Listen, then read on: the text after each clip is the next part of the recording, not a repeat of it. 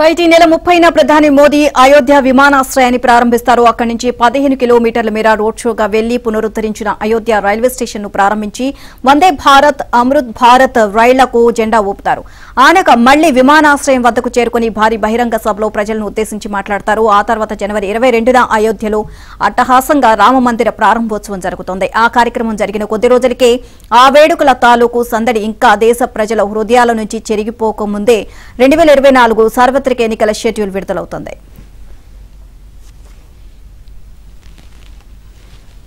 రామమందిరమే ప్రధాన ప్రచార అస్త్రంగా వచ్చే ఎన్నికలకు సిద్ధమవుతున్న బీజేపీ దానికి అనుగుణంగా అత్యంత చాకచక్యంగా రూపొందించుకున్న ఎన్నికల ప్రణాళిక ఇది.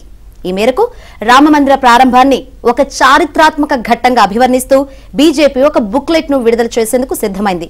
రామమందిర ఉద్యమంలో బీజేపీ పాత్ర, ఆలయ నిర్మాణం కోసం చేసిన కృషి గురించి వివరిస్తూనే ప్రతిపక్షాలు ఆ మందిర నిర్మాణానికి ఎన్ని అడ్డంకులు సృష్టించాయనే వివరాలన్నింటినీ ఆ బుక్లెట్ లో రూపొందిస్తారు. తద్వారా మరింత మంది కొత్త ఓటర్లను ఆకర్షించి పార్టీ ఓటింగ్ శాతాన్ని కనీసం 10% మేర పెంచుకోవాలని గత వారం జరిగిన పార్టీ పదాధికారుల సమావేశంలో నిర్ణయించారు.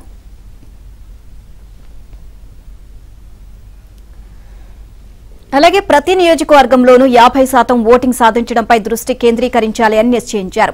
2024లో అత్యధిక శాతం ఓట్లతో విజయం సాధించడమే మన లక్ష్యమని కేంద్ర హోంమంత్రి అమిత్ షా ఈ సమావేశంలో ప్రకటించారు. బీజేపీకి బలహీనమైన నియోజకవర్గాలంటూ ఉండబోవని, అన్నిటినీ గెలిచే నియోజకవర్గాలుగాని భావించి కష్టించి విజయం సాధించాలని ఆయన పిలుపునిచ్చారు. ప్రతిపక్షాలు దిమ్మెపోయేలా 2024 విజయం అన్ని రికార్డులను బద్దలు కొట్టగలిగారు అని అన్నారు. లోక్సభ ఎన్నికలకు అభ్యర్థులను అధికారికంగా ప్రకటించేంత వరకు వేచి చూడాల్సిన అవసరం లేదు అని, వెంటనే ప్రచార రంగంలోకి దూకాలి అని సమావేశంలో బీజేపీ అగ్రనేతలు పార్టీ శ్రేణులకు దిశానిర్దేశం చేశారు.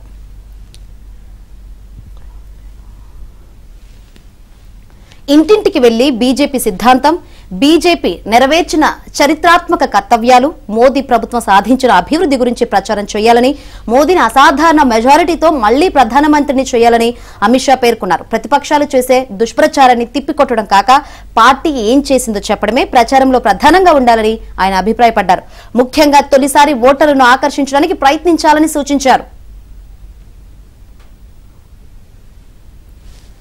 ఇదే అంశానికి సంబంధించి మరిన్ని అప్డేట్స్ మా కరెస్పాండెంట్ సతీష్ అడిగి తెలుసుకుందాం. సతీష్, దేశవ్యాప్తంగా కూడా ఒక ప్రత్యేకంగా అయోధ్య రామ మందిర నిర్మాణం జరుగుతుంది. ఇప్పటికే దేశవ్యాప్తంగా కూడా అనేక విరాళాలు స్వచ్ఛందంగా సేకరించారు. రామ మందిరాన్ని ఎక్కడ లేని విధంగా ఒక ప్రతిష్టాత్మకంగా భారతీయ జనతా పార్టీ తీసుకుంది. అందులో భాగంగానే రామ మందిర నిర్మాణాన్ని చేపట్టింది. దాదాపు కొన్ని వేల కోట్ల రూపాయలకు సంబంధించి ఇప్పటికే నిధులు కూడా వివిధ రాష్ట్రాల నుంచి కావచ్చు, ప్రజల నుంచి స్వచ్ఛందంగా సేకరించారు. అద్భుత కట్టడంగా రామ మందిరాన్ని తీసుకొచ్చారు. ఇక 2024 లోక్సభ ఎన్నికల ఎజెండాగా కూడా ఓవైపు భారతీయ జనతా పార్టీ పావులు కలుపుతుందని చెప్పాల్సి ఉంటుంది.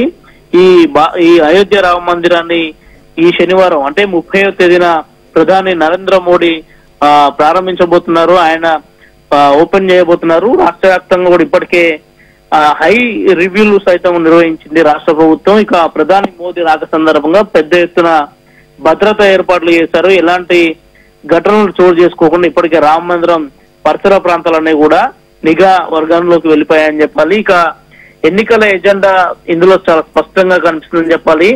ఇటీవల బీజేపీ కేంద్ర కార్యాలయంలో 2 రోజుల పాటు పదాధికారుల సమావేశం జరిగింది. ఆ సమావేశంలో కూడా అనేక అంశాలపైన చర్చించడం జరిగింది. లోక్సభ ఎన్నికల్లో వ్యూహాలపైన నేతలందరూ కూడా దిశానిర్దేశం చేశారు. అందులో భాగంగా రేపు 30వ తేదీన రామ మందిరం యొక్క ఓపెనింగ్ చాలా గ్రాండ్ గా చేయబోతున్నారు. యావత్ దేశం మొత్తం కూడా రామ మందిరం వైపు చూసే విధంగా దీని ఒక ప్రతి ఒక్కరు కూడా దీన్ని విజిట్ చేసే విధంగా కూడా ఇప్పటికే కార్యాచరణ రూపొందిస్తున్నారు. అక్కడ రామ మందిరానికి సంబంధించి చుట్టూ ఉన్న అనేక ఏర్పాట్లను చేస్తున్నారు.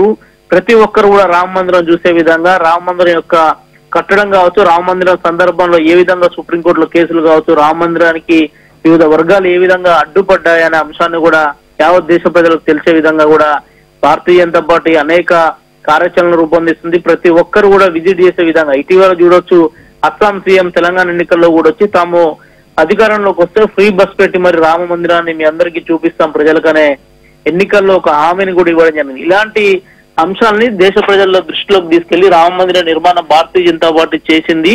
ఖచ్చితంగా ప్రజలు ఈ ఎన్నికల్లో తమను ఆదరిస్తారో అనే అంశాన్ని కూడా భారతీయ జనతా పార్టీ నేతలు నమ్ముతున్న నేపథ్యం ఇక చాలా మందికి సంబంధించి క్లస్టర్స్ గా విభజించి వారందరినీ కూడా ఇంటింటికి వెళ్లి ప్రచారం చేయాలి. రామ మందిరం యొక్క గొప్పతనం ఏంటనేది చెప్పాలి. భారతీయ జనతా పార్టీ రామ మందిరానికి ఏ విధంగా కృషి చేస్తుందనే అంశాన్ని కూడా వివరించాలని చెప్తున్నారు. ప్రధాని మోదీ శనివారం 30వ తేదీన గ్రాండ్ వెల్కమ్ తోని రామ మందిరాన్ని ఓపెన్ చేయబోతున్నారు. ఇక రామ మందిరం ప్రజల్లోకి కొన్ని రోజుల్లోనే అందుబాటులోకి రాబోతుంది. ప్రతి ఒక్కరు కూడా విజిట్ చేయాలనేది భారతీయ జనతా పార్టీ చేస్తున్న ఇంటింటికి రామ మందిరం యొక్క ప్రత్యేకతను కూడా వివరించే ప్రయత్నం భారతీయ జనతా పార్టీ చేస్తుంది. ఎన్నికల ఎజెండాగా ముందుకు వెళ్లేందుకు అవకాశాలు కూడా చాలా స్పష్టంగా ఉన్నాయి. అందులో భాగంగానే ఈ నెల 30వ తేదీనే ప్రధాని చేతుల మీదుగా ఈ కార్యక్రమాన్ని ప్రారంభించారు.